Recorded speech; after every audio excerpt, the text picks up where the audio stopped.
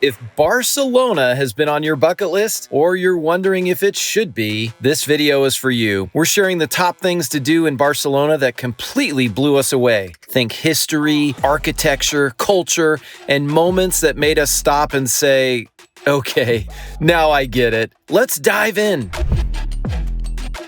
First up, a day trip to Montserrat Monastery.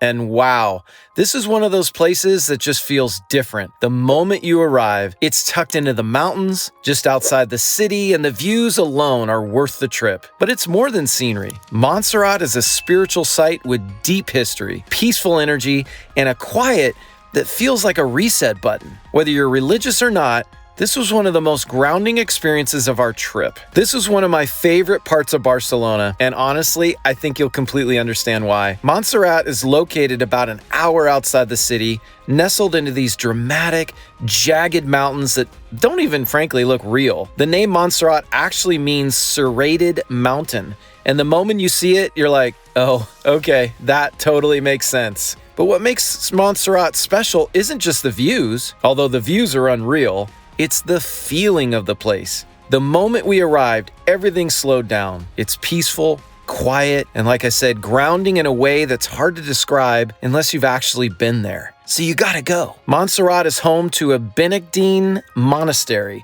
that dates back over 1,000 years, and it's one of the most important spiritual sites in all of Spain. People come here not just as tourists, but as pilgrims, seeking clarity, healing, gratitude, or just a little perspective. And I think that's why I connected with it so deeply. It wasn't about checking something off a list. This was about standing still, looking out over the mountains, and just being. No rush, no noise, just space to think. And then there's the hiking paths. You can walk as much or as little as you want. Even just a short stroll gives you panoramic views that make you feel very small, like in the best way. This was one of those places that reminds you how big the world is, how fast life moves, and how important it is to occasionally step away and reset. If you're traveling as an empty nester, especially after years of being in go, go, go mode, Montserrat is one of those experiences that hits differently.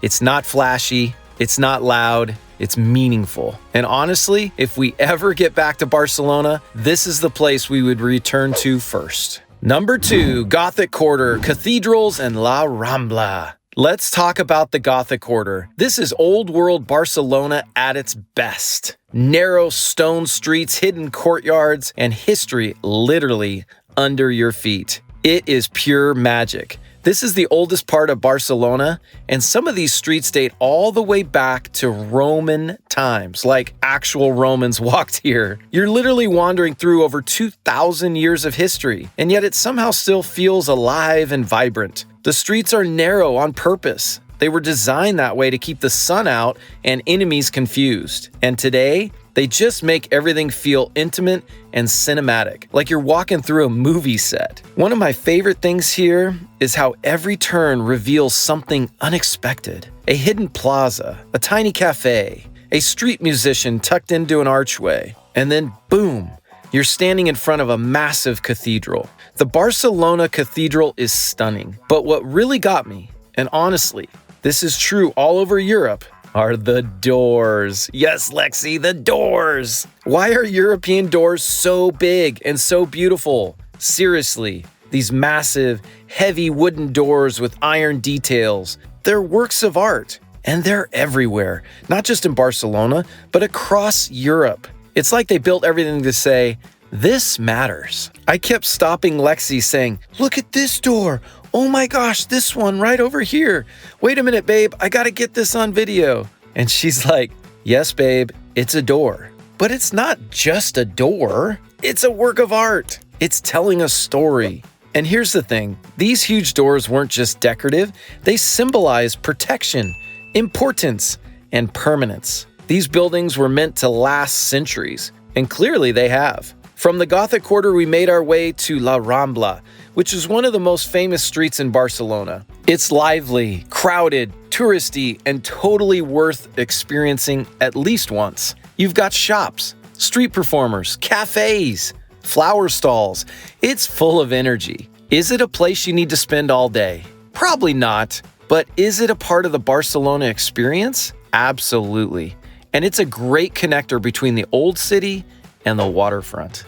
All right, let's talk about Antoni Gaudi, because Barcelona simply would not be Barcelona without him. His work is everywhere, and once you start noticing it, you just can't stop seeing it. Casa Batllo is one of the most famous creations, and honestly, it's less of a building and more of an experience. Nothing is straight, nothing is ordinary, every curve, color, and texture feels intentional. Gaudi didn't believe in straight lines because he believed nature doesn't use them, so why should he? So instead of rigid edges, you see flowing shapes inspired by waves, bones, plants, and even sea creatures. Some people say Casa Batllo looks like a dragon, with the roof representing its spine, and once you see it, you really can't unsee it. Inside, the light is incredible. The windows, the staircases, the way air and sunlight move through the space, it was all designed long before open concept was a thing. Gaudi was so ahead of his time, it's actually wild. And here's what I love. This wasn't just about beauty. Gaudi cared deeply about functionality, sustainability, and harmony with the environment. He designed ventilation systems, natural lighting, and structural elements that were revolutionary for the early 1900s. As you walk around Barcelona, you'll start spotting his influence everywhere. Not just Casa Batllo, but in lampposts, tiles, balconies, and other buildings. It's like the city itself became his canvas. Even if you don't go inside Casa Batllo, just standing outside on the sidewalk and taking it in is worth it. But if you do go in, give yourself time. This is not a rush through kind of place.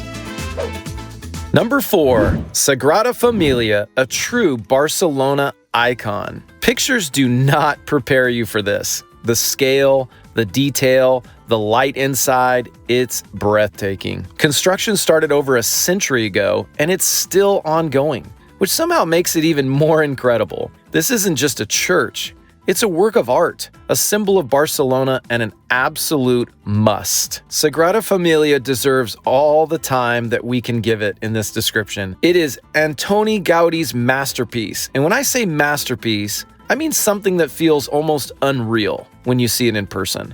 Construction started in 1882, and like I said, it's still going. Gaudi actually knew he wouldn't live to see it completed, which somehow makes it even more meaningful. The outside is stunning, but the inside is what takes your breath away. The way the light pours through the stained glass at different times of the day and the different colors, the columns shaped like trees, it feels like a forest made of stone. It's peaceful, powerful, and emotional all at the same time. Now, here's a huge tip that a lot of people don't know. You can actually get into Sagrada Família for free. Yes, for free on Sunday mornings because they open it for Mass. But here's the catch, and it's a big but. You have to get there early, like dark 30 early, like really early. Because once it fills up, they literally turn people away. And Lexi and I thought we were there early enough and could see around the corner to the entrance, and doggone it if we weren't about 10 people away from the front gate getting in, and they shut it down. We showed up early thinking we were being responsible adults, only to be told, sorry, it's full. Wow, lesson learned. So if you're trying to experience it for free, plan ahead. Arrive early and be prepared to wait. Otherwise, buying a ticket is still 100% worth it. Now let's talk about one of Barcelona's most underrated experiences, Hospital de Sant Pau. This was one of those places we didn't fully know what to expect, and it ended up being one of our favorite surprises. Hospital de Sant Pau is a UNESCO World Heritage Site designed by architect Luis Domènech I Montaner. Say that fast 3 times. It was built with a revolutionary idea for its time, that beauty, light, and nature could actually help people heal. And you can feel that the moment you walk in. The complex is made up of multiple pavilion-style buildings, connected by underground tunnels, surrounded by gardens, colorful tile work, stained glass, and intricate details everywhere you look. It's peaceful, open, and honestly, it's magical. This place was an active hospital for over 100 years, and patients recovered here in spaces filled with sunlight and fresh air, something that feels very forward-thinking even by today's standards. What we loved most is that it's less crowded than some of the other bigger attractions, so you can really take your time. You can wander, explore, sit for a moment, and just soak it all in without feeling rushed or overwhelmed. It's also a great contrast to the busier parts of Barcelona. If you love architecture, history, or just discovering places that aren't on every tourist Instagram feed, this is a must. And honestly, this is the kind of place that makes you appreciate how much thought and care went into building things in Europe. Beauty wasn't an extra, it was part of the purpose. We loved Hospital de Sant Pau, and you will too. Barcelona completely exceeded our expectations. The history, beauty, walkability, and unforgettable experiences everywhere you turn. If you're an empty nester dreaming of travel that feeds your soul and your curiosity, Barcelona should be high on your list. If this video has helped you, give it a thumbs up. Hey, and why don't you come and join us by hitting that subscribe button to the Empty Nester Diaries and let us know in the comments, what city should we explore next? Thanks again for viewing. Happy travels.